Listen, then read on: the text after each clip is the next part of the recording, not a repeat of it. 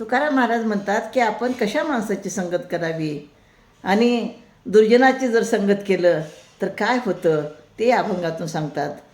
सर्वताही खोटा संग उपजे भंग मनाशी, बहुरंगे भरले जन संपन्नची अवगुणी, सेविलिया निष्काम बुद्धी मध्ये शुद्धी सांडवी, त्रासुनिया बोले तुका आता लोका दंडवत. तर दुर्जन माणसाची संगत फार वाईट असते. या संगामुळे चित्ताचा क्षोभ होतो, मनामध्ये राग येतो, मन बिघडते. जग अनेक रंगाने भरलेले असून ते अवगुणाने संपन्न आहे. तर तुम्ही बघा, जे अवगुण आहेत ते अवगुण आपण पटकन त्याचा स्वीकार करतो. मद्य जरी निष्काम बुद्धीने सेवन केले तर त्याचा परिणाम होऊन शुद्धी नाहीसे होते. म्हणजे दारू जर आपण काय होतं एखाद्या वेळेस पिलं तर असं निष्काम भावनेने जरी पेलं तरी त्याचा परिणाम होत असतो. आणि म्हणून संगतसुद्धा आपण चांगली ठेवली पाहिजे.